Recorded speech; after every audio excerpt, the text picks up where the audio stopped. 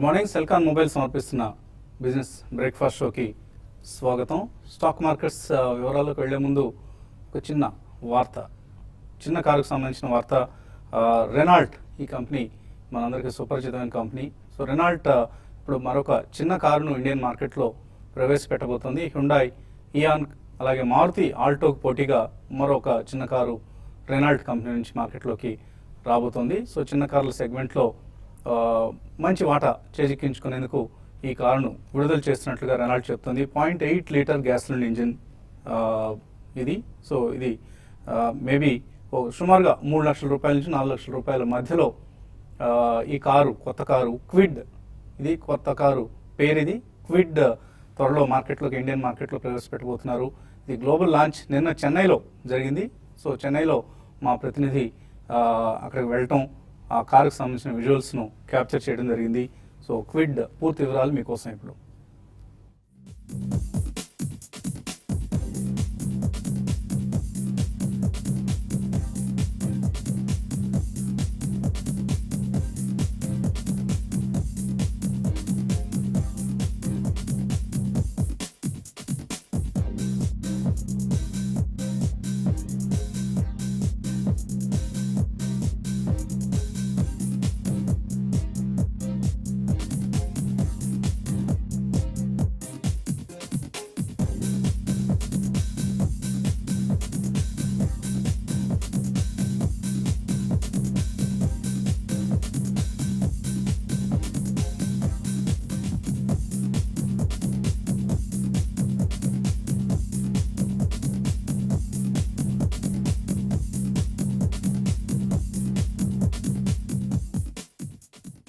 Today in India's A segment, you have attractive cars, or you have innovative cars, or you have affordable cars. But until now, you could not find all three attributes in one car. Renault Kwid will change that. It offers a unique combination of style, comfort, and innovative features at an affordable price. Renault Kwid, and this car is a unique combination of an attractive car with lot of style in it. As you can see, it has got SUV kind of design characteristics. Lot of innovation like media nav and lot many other innovations are coming in this car, and also an affordable price. So the price range of this car will be between 3 to 4 lakhs, and we are very confident that this will be a strong entry, because India is a very big mini car market, and this would be our entry into mini car, and we clearly have an aspiration to achieve 5% market share in India, and I think along with our existing products, this car will add to it. So చిన్న car కొందాం అనుకునే వాళ్ళకి మరొక సరికొత్త option మార్కెట్లో అందుబాటులోకి తెస్తుంది Renault. So ప్రస్తుతం 1.5% ఉన్న మార్కెట్ షేర్ను 5%కి పెంచుకోవాలని రెనాల్ట్ ప్లాన్ చేస్తుంది. చాలా అట్రాక్టివ్గా కనిపిస్తుంది. మేబీ బుకింగ్స్ బిగిన్ కాగానే బుక్ చేయడానికి సిద్ధంగా ఉండండి. ఇక స్టాక్ మార్కెట్స్ విషయానికి వస్తే, US markets last night almost ఫ్లాట్గా క్లోజ్ అయ్యాయి. ఏషియన్ మార్కెట్స్లో ఈ ఉదయం మిక్స్డ్ ట్రెండ్ కనిపిస్తుంది. ఎఫ్ఓఎంసీ మినిట్స్, ఎఫ్ఓఎంసీ ఏప్రిల్లో నిర్వహించిన మీటింగ్ తాలూకు మినిట్స్ను నిన్న ప్రకటించడం జరిగింది. సో ఆ మినిట్స్ వివరాలన్నీ కూడా ఎక్స్పెక్టెడ్ లైన్స్లోనే ఉన్నాయి. డోవిష్ స్టేట్మెంట్స్ వెలువడ్డాయి. జూన్ నుంచి అనుకున్న వడ్డీ రేట్ల పెంపు ఉండదు, జూన్లో వడ్డీ రేట్ల పెంపు ఉండదు యూఎస్ ఎకానమీకి సంబంధించి. ఇది బహుశా సెకండ్ హాఫ్లో, అంటే మేబీ సెప్టెంబర్ అక్టోబర్ సమయంలో ఉండొచ్చన్న అంచనాలు ఈ ఎఫ్ఓఎంసీ మీటింగ్ మినిట్స్ నుంచి మనకు అర్థమవుతున్నాయి. దీంతో కొంత ఈక్విటీ మార్కెట్స్ అఫ్కోర్స్ దీన్ని ముందుగా ఊహించిందే, ఇందులో ఎటువంటి సర్ప్రైజ్ లేదు. దీంతో యూఎస్ మార్కెట్స్ లాస్ట్ నైట్ ఫ్లాట్గా క్లోజ్ అయ్యాయి. డాలర్ ఇండెక్స్ కూడా 95 కంటే కిందకి రావడం చూస్తున్నాం. సో డాలర్ స్ట్రెంగ్త్ కొంత తగ్గుముఖం పట్టింది. ఇది కూడా మన కంట్రీకి సంబంధించి కొంత ఊరట కలిగించే అంశం. సో నేను మన markets trading range higher end దగ్గర క్లోజ్ కావడం చూసిన 8400 పైన స్టేబుల్గా క్లోజ్ అయ్యాయి. అండ్ ఫారిన్ ఇన్స్టిట్యూషన్ ఇన్వెస్టర్స్ కూడా 123 కోట్ల రూపాయల వర్త్ స్టాక్స్ను మన మార్కెట్స్లో వరుసగా రెండో సెషన్ ఎఫ్ఐఎస్ బయింగ్కి వెళ్ళటం చూసాం. ఎఫ్ఎండ్ఓలో కూడా చాలా స్ట్రాంగ్గా ఎఫ్ఐఎస్ బై పొజిషన్స్ తీసుకుంటున్నారు. ముఖ్యంగా కాల్ ఆప్షన్స్ను కొంటున్నారు, పుట్ ఆప్షన్స్ తక్కువ కొంటున్నారు. సో ఎఫ్ఐఎస్ తిరిగి ఇండియన్ మార్కెట్స్లో అగ్రెసివ్గా ప్రవేశించడానికి రంగం సిద్ధమవుతున్నట్లుగా మనం దీన్ని బట్టి అర్థం చేసుకోవచ్చు. అండ్ ఈ నేపథ్యంలో reserve bank of India 2 June 2వ తేదీన నిర్వహించబోతున్న మానిటరీ పాలసీ రివ్యూ ప్రాధాన్యత సంతరించుకుంటుంది. ఈ పాలసీ నుంచి వడ్డీ రేట్ల తగ్గింపు ఉండొచ్చు అని మార్కెట్ అంచనా వేస్తుంది. సో ఆర్బీఐ కనుక వడ్డీ రేట్లు తగ్గిస్తే ఇది కొంత బ్యాంకింగ్ సెక్టర్ కావచ్చు, ఎకానమీ కావచ్చు, ఇది కొంత పాజిటివ్ డెవలప్మెంట్గా తీసుకోవచ్చు. అందుకనే మార్కెట్స్ లాస్ట్ ఫ్యూ డేస్లో 3% వరకు నిఫ్టీ పెరగడం చూస్తున్నాం. దీనికి ప్రధాన కారణం ఆర్బీఐ ఇస్తుంది అనుకుంటున్న వడ్డీ రేట్ల తగ్గింపు ప్రకటన. అలాగే రేపు SBI, state bank of India earnings కూడా ఉన్నాయి. ఇవి కనుక పాజిటివ్గా వస్తే మార్కెట్స్ దీని నుంచి పాజిటివ్ క్యూని తీసుకొని మార్కెట్స్ ఇక్కడ నుంచి ఒక బ్రేక్అవుట్ వైపు వెళ్ళినా కూడా మనం ఆశ్చర్యపోనవసరం లేదు. మేబీ 84.15 కనుక సక్సెస్ఫుల్గా దాటగలిగితే నిఫ్టీ అక్కడ నుంచి మరొక 100-150 పాయింట్స్ ర్యాలీ కూడా ఉండే అవకాశం కనిపిస్తుంది మార్కెట్స్లో. సో ప్రతి డిప్స్లో ఇన్వెస్టర్స్ కొనుగోళ్లు కొనసాగిస్తున్నారు. మనం నార్మల్గా cell in may go away అన్న ఒక సామెత ఉంది మార్కెట్స్లో. ఈసారి మాత్రం దీనికి విరుద్ధంగా by in May and go away అన్న ట్రెండ్ కనిపిస్తుంది. సో ఏప్రిల్లో మనం చూసిన వీక్ ట్రెండ్ మేలో బ్రేక్ పడింది. లాస్ట్ ఫ్యూ డేస్లో ఫ్యూ సెషన్స్లో నిఫ్టీ 3%, 4% వరకు కూడా పెరగడం మనం చూస్తున్నాం. మిడ్ క్యాప్స్, స్మాల్ క్యాప్స్ కొద్దిగా ఇక్కడ రెస్ట్ తీసుకుంటున్నాయి. నిన్న మొన్న మనం చూస్తే నిఫ్టీ స్టాక్స్లోనే ఎక్కువ ఇంట్రెస్ట్ కనిపించింది. నిన్న కూడా మనం చూసాం కొన్ని select counters like Bharatiya Infratel కావచ్చు, ఆర్ ఈవెన్ బ్రిటానియా లాంటి కౌంటర్స్లో మనం డెలివరీ బేస్డ్ బయింగ్ చూసాం. సో ఇదంతా కూడా కొంత లోవర్ లెవెల్స్ దగ్గర వాల్యుయేషన్స్ అట్రాక్టివ్గా ఉన్నాయనుకుంటున్న కౌంటర్స్లో ఎఫ్ఐఎస్ కావచ్చు, ఈవెన్ డిఐఎస్ కావచ్చు, or even some of the retail investors కావచ్చు వాల్యూ బయింగ్ చేస్తున్నారు. సో ఇది డెఫినెట్లీ ఇట్స్ పాజిటివ్ ట్రెండ్. మనం కూడా ప్రతిసారి చెప్తూనే ఉన్నాం, డిక్లైన్స్ వచ్చినప్పుడల్లా మంచి స్టాక్స్ను స్ట్రాంగ్గా రిజల్ట్స్ స్ట్రాంగ్గా ఉన్న స్టాక్స్ను కొనుగోలు చేయండి అంటూ. సో అదే ట్రెండ్ ప్రస్తుతం ఇక్కడ మార్కెట్స్లో కూడా కనిపిస్తుంది. ఇవాళ బజాజ్ ఆటో నెంబర్స్ రాబోతున్నాయి. బజాజ్ ఆటో స్టాక్ ఈ నేపథ్యంలో ఫోకస్లో ఉండబోతుంది. సో రిజల్ట్స్ ఎలా ఉంటాయన్న దాన్ని బట్టి స్టాక్ పెర్ఫార్మెన్స్ కూడా ఉంటుంది. ఇక మార్కెట్స్ పరిస్థితి గురించి మాట్లాడేందుకు మనతో అనలిస్ట్ సిద్ధంగా ఉన్నారు. సో నిన్న మనం సెకండ్ హాఫ్లో స్ట్రాంగ్గా క్లోజ్ కావడం చూసాం. మార్కెట్స్ స్ట్రెంత్ కనపరిచాయి. ఇదే ట్రెండ్ కొనసాగుతుంది అనుకుంటున్నారా, లేకపోతే మళ్ళీ ఇక్కడ ఏదైనా సెల్లింగ్ వస్తుంది అనుకుంటున్నారు? మార్కెట్ లాస్ట్ 1 వీక్ గా చూస్తే కనుక 8,000 స్థాయి నుంచి కొంచెం కంటిన్యూస్ గా రికవరీ రావడం చూసాము. స్లో అండ్ స్టడీ ఫేస్ గా మార్కెట్ పెరగడం చూస్తున్నాము. కాకపోతే లాస్ట్ 2 డేస్ గా చూస్తే కనుక హైయర్ రేట్ లో కొంచెం సెల్లింగ్ ప్రెషర్, కొంచెం ఒక సెకండ్ హాఫ్ లో కన్సాలిడేషన్ చూస్తున్నాము. అయినప్పటికీ ట్రెండ్ లో టెక్నికల్ గా మార్పు కనిపించట్లేదు, కొంచెం పాజిటివ్ గా ఉంది. ఈ లెవెల్లో మార్కెట్ కొంచెం ఈ 8,450 టు 8,500 దగ్గర కొంచెం కన్సాలిడేషన్ వచ్చే అవకాశం ఉంది. ప్రధానంగా దీనికి కారణం చూస్తే కనుక ఆర్ఎస్ఐ ఇండికేటర్ కొంచెం అవలి చాట్లో ఓవర్ బాట్లో ఉంది కాబట్టి ఒక మైనర్ కన్సాలిడేషన్ వచ్చే అవకాశం ఉంది. ఏ మాత్రం కనుక మార్కెట్ నెక్స్ట్ ఫ్యూ డేస్ ఈ వీకెండ్ ఇవాళ రేపు కనుక 8,500 దగ్గర కనుక స్థిరంగా క్లోజ్ అయిందంటే మటుకు వీక్లీ చార్ట్ ప్రకారం టెక్నికల్గా ఒక రివర్సల్ బార్ వచ్చినట్టు అప్పుడు మార్కెట్ నెక్స్ట్ వీక్ కూడా పెరిగే అవకాశాలు ఎక్కువ కనిపిస్తున్నాయి. నేను చూసాము మార్కెట్లో కొంచెం ఫ్రంట్ లైన్ స్టాక్స్లో చాలా స్టాక్స్ కొంచెం టెక్నికల్గా కొంచెం అప్వర్డ్ బ్రేక్అవుట్ రావడం జరిగింది. ఫార్మా స్టాక్స్లోను, ఐటీ స్టాక్స్లోను, అలాగే బ్యాంక్ స్టాక్స్లో కొంచెం మిక్సర్గా కొన్ని స్పెసిఫిక్ స్టాక్స్లో ఫ్రంట్ లైన్ స్టాక్స్ అన్నింటిలోనూ ఒక రికవరీ చూసి కొంచెం ఒక టెక్నికల్గా బ్రేక్అవుట్ అవడం జరిగింది. సో ఇవన్నీ చూస్తుంటే కనుక షార్ట్ టర్మ్ అప్ ట్రెండ్ క్లియర్గా ఉన్నట్టే కనిపిస్తుంది. నిన్న చూసాము 20 days moving average short term కీలకమైన ఒక ఇండికేటర్ పైన నిన్న మన క్లోజ్ అవటము. సో ఇది కూడా మార్కెట్కి ఒక పాజిటివే. కాకపోతే అడ్వాన్స్ డిక్లైన్ చూస్తే కనుక కొంచెం ఆల్మోస్ట్ మిక్సర్గా కనిపిస్తుంది. చాలా ఫ్రంట్ లైన్ స్టాక్స్ ఒక మైనర్ కరెక్షన్ చూసింది, కానీ అయినప్పటికీ ట్రెండ్ కొంచెం పాజిటివ్గానే ఉంది. జనరల్గా మిడ్ క్యాప్, స్మాల్ క్యాప్ కొంచెం పార్టిసిపేట్ చేయనప్పటికీ ఫస్ట్ ఫేజ్లో జనరల్గా ఫ్రంట్ లైన్ స్టాక్స్ పార్టిసిపేట్ అవుతాయి. ఆ తర్వాత హైయర్ రేట్లో కన్సాలిడేషన్ అయ్యి మార్కెట్ సెకండ్ లెగ్లో వెళ్ళినప్పుడు అప్పుడు మిడ్ క్యాప్, స్మాల్ క్యాప్ కూడా పార్టిసిపేట్ అవుతాయి. సో మార్కెట్ ఓవరాల్గా పాజిటివ్గానే ఉంది. సో లాంగ్ పొజిషన్స్ని కంటిన్యూ చేయొచ్చు. లాంగ్స్ ఉంటే కనుక 8,350 కింద అంటే జస్ట్ 50-60 పాయింట్స్ కింద స్టాప్ లాస్ పెట్టి హోల్డ్ చేయొచ్చు. అలాగే కొంచెం షార్ట్ పొజిషన్స్ పెట్టుకు ప్రస్తుతం అవాయిడ్ చేయడం మంచిది. ఇంట్రాడే కొంచెం 20-30 పాయింట్స్ గ్యాప్తో ఓపెన్ అయ్యే అవకాశం ఉంది కాబట్టి 8,450 దగ్గర intraday first half resistance, first 1 hour కొంచెం రెసిస్టెన్స్ వచ్చే అవకాశం ఉంది. 8,450 పైన కనుక అక్సెప్టెడ్ అయితే మళ్ళీ లాంగ్ పొజిషన్ తీసుకొని నెక్స్ట్ టార్గెట్ 8,500 వరకు వెళ్ళే అవకాశం ఉంది. So on the whole market కొంచెం పాజిటివ్ బయాస్ డే, లాంగ్స్ని కంటిన్యూ చేయొచ్చు. సో లాంగ్స్ కంటిన్యూ చేయాలనుకుంటే ట్రేడర్స్ ఎటువంటి పొజిషన్స్ తీసుకోవాలి? అన్నిట్లో లాంగ్స్ అని కూడా చెప్పలేమండి, ఎందుకంటే మార్కెట్ పెరుగుతున్నా కూడా నిన్న కొన్ని స్టాక్స్ కరెక్ట్ కావడం చూసాము. అటువంటి వాటిలో కొంచెం షార్ట్ కూడా బిల్డ్గా చేసుకోవచ్చు. కమాడిటీస్ అందులో ముఖ్యంగా కొంత వీక్గా ఉండే అవకాశం ఎక్కువ ఉంది. మరి ముఖ్యంగా టాటా స్టీల్ రిజల్ట్ కొంచెం కమాడిటీ సైకిల్ మళ్ళీ ఇంకొక డౌన్ ట్రెండ్ రావడానికి అవకాశం ఉంది. అదేవిధంగా బ్యాంకింగ్ స్టాక్స్లో కూడా నిన్న కొంత హై నుంచి కొన్ని మిడ్ క్యాప్ బ్యాంక్స్ కూడా కరెక్ట్ కావడం చూసాము. ఏదైనా కూడా రేంజ్ బౌండ్ ఉంటుంది కాబట్టి ఇది ఓవరాల్ ఒకవేళ మళ్ళీ మార్కెట్ పడినా మళ్ళీ ఇమీడియట్ బౌన్స్ బ్యాక్ అయ్యే మార్కెట్ కాబట్టి అంటే ఒక పొజిషన్ తీసుకొని హోల్డ్ చేయగలిగితే మాత్రమే పొజిషన్ తీసుకోమంటాను. బట్ ఇంటర్డే మాత్రం కొంచెం డిఫికల్ట్గా ఉంటుంది అండ్ కన్ఫ్యూజన్ మార్కెట్గా చెప్పొచ్చు. హయ్యర్ మార్కెట్ గ్యాప్ అప్ అవుతుంది, అక్కడి నుంచి కొంచెం కిందకి రావడం తర్వాత మళ్ళీ పెరగడం కాబట్టి ఇంటర్డే అనేది అంత ఎంకరేజింగ్ ఉండకపోవచ్చు.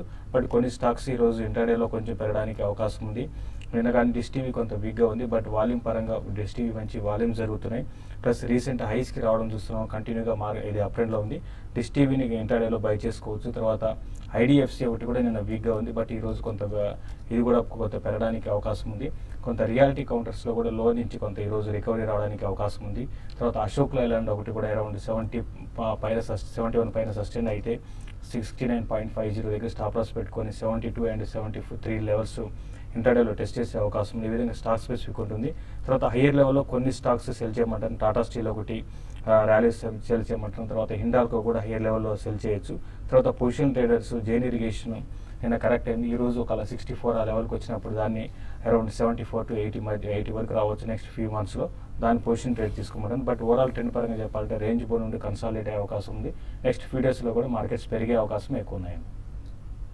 ఇన్వెస్టర్స్ నుంచి కాల్స్ అండ్ మెయిల్స్ తీసుకునే ముందు కాసేపు ప్రకటన.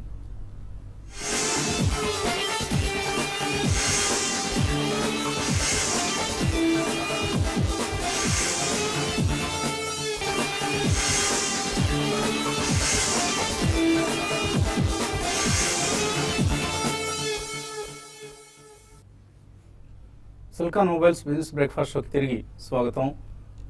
మార్కెట్స్ ఒక స్లైట్లీ పాజిటివ్ ఓపెనింగ్ కోసం సిద్ధమవుతున్న ఎస్జిఎక్స్ నిఫ్టీ ట్రెండ్ బట్టి చూస్తే 8437 దగ్గర ట్రేడ్ అవుతుంది. 14 పాయింట్ల లాభంతో ఎస్జిఎక్స్ నిఫ్టీ. కాలర్స్ లైన్లో ఉన్నారు. మొదటి కాలర్ బెంగళూరు నుంచి చంద్రమౌళి. హలో హలో సునీల్ గారు, గుడ్ మార్నింగ్ అండి. Good morning. నేను సెంచురీ టెక్స్టైల్స్ 675 లో హోల్డ్ చేస్తున్నాను. అలాగే ఐనాక్స్ విన్ 470 లో హోల్డ్ చేస్తున్నాను. ఈ రెండు స్టాక్స్ గురించి చెప్తారా? షార్ట్ టర్మ్ కోసం ఐనాక్స్ విన్ రిజల్ట్ కూడా చాలా పాజిటివ్గా వచ్చింది. సెంచురీ టెక్స్టైల్ చూస్తే కనుక ఈ మధ్య కొంచెం లాస్ట్ ఫ్యూ డేస్ కొంచెం కన్సాలిడేషన్ తర్వాత నిన్ననే ఒక 625కి ఒక రెసిస్టెన్స్ని బ్రేక్అవుట్ రావడం జరిగింది. సో టెక్నికల్గా చూస్తే కనుక ఒక fresh short term up trend begin అయ్యే అవకాశాలు కనిపిస్తుంది.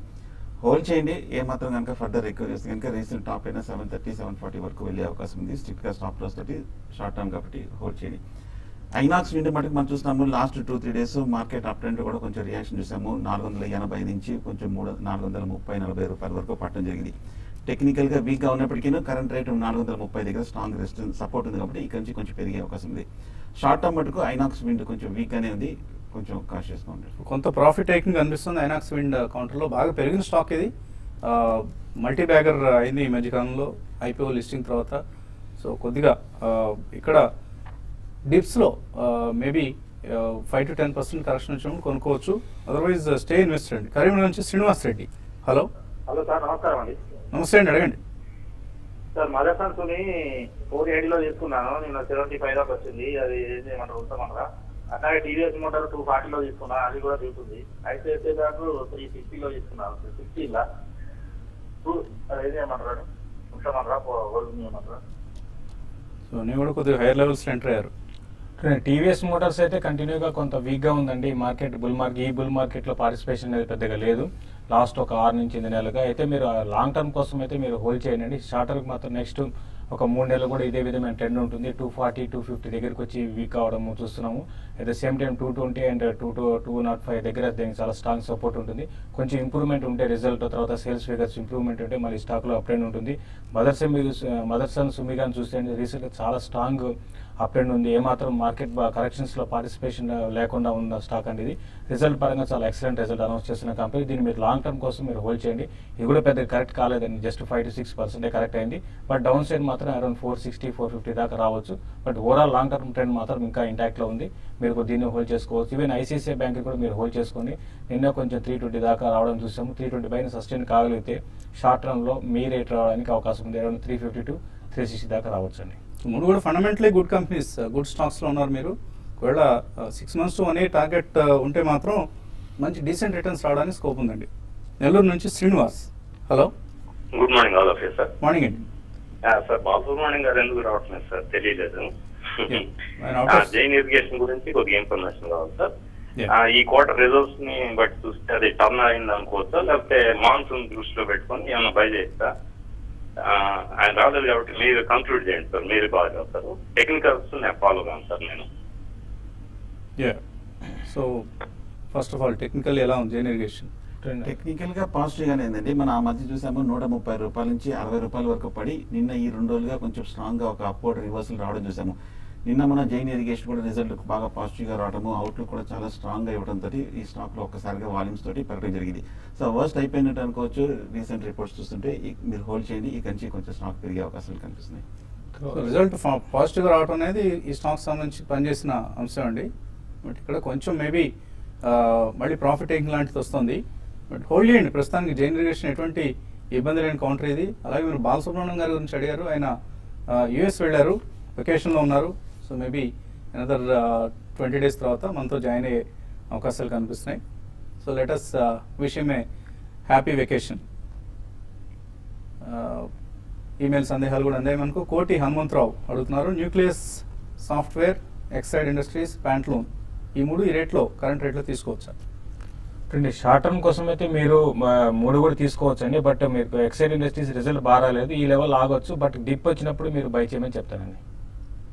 కిరణ్ అడుగుతున్నారు, జేపీ అసోసియేట్స్ కొన్నారట, ప్రైస్ రాలేదండి. మీరు ఏ ప్రైస్లో కొన్నారు అది రాస్తేనే మనకు స్పష్టమైన సమాధానం ఇవ్వడానికి ఆస్కారం ఉంటుంది. లాంగ్ టర్మ్ కోసం కొన్నారట, హోల్డ్ చేయొచ్చా?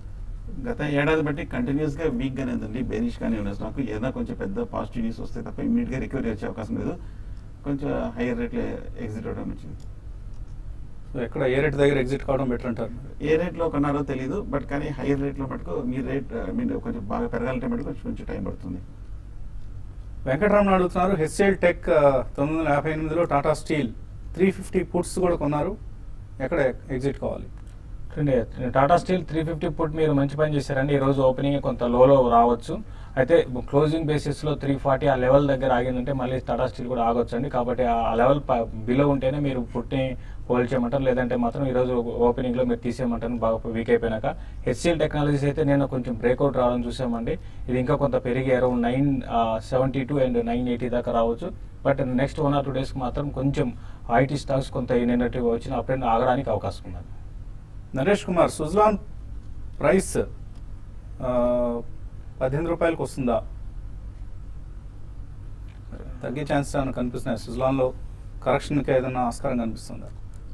సుజలాన్లో పెద్ద కరెక్షన్కి అవకాశం లేదండి. మనం నిన్న కూడా చూసాం 98 మెగావాట్ ప్రాజెక్ట్ కూడా రావడం చూసాము. కొంచెం పాజిటివ్ అంశాలు ఈ మధ్యకాలంలో ఉన్నాయి, కాబట్టి పెద్దగా రాదు. 22 మహా అయితే అంటే మార్కెట్ డీప్ కరెక్షన్ వస్తే మాత్రం 20 and 22 దాకా రావచ్చు. కంపెనీ మేనేజ్మెంట్ స్ట్రక్చర్లో మార్పు వచ్చింది, రకరకాల పాజిటివ్స్ వస్తున్నాయి. కాబట్టి మీరు డిక్లైన్స్లో కొంటూ ఉండండి. 18 రూపాయలు రావాలని మొండిపట్టు పట్టడం కరెక్ట్ పద్ధతి కాదు. హెచ్సిఎల్ 980లో, టాటా స్పాంజ్ 900 రూపాయలు, టెక్ మహీంద్రా 740లో కొన్నారు దుర్గాప్రసాద్. ఏం చేయాలి ఇవన్నీ? హెచ్సిఎల్ టెక్నాలజీస్ పాజిటివ్ గానే ఉందండి. లాస్ట్ 1 month బాగా కన్సాలిడేషన్ అయ్యి నిన్న బ్రేక్అవుట్ రావడం జరిగింది. అలాగే టెక్ మహీంద్రా కూడా కొంచెం స్ట్రాంగ్ గా పాజిటివ్ గా రికవరీ రావడం జరిగింది. సో 2 ప్రస్తుతానికి అయితే హోల్డ్ చేయండి. అలాగే టాటా స్పాంజ్ కూడా మనం చూస్తున్నాము, టెక్నికల్ గా బాగా వీక్ గానే ఉంది. కాకపోతే కరెంట్ రేట్ 660-680 రూపాయల దగ్గర స్ట్రాంగ్ సపోర్ట్ ఉంది. లాంగ్ టర్మ్ ఇక్కడ నుంచి కొంచెం రికవరీ వచ్చే అవకాశం ఉంది, రిలీఫ్ ర్యాలీ.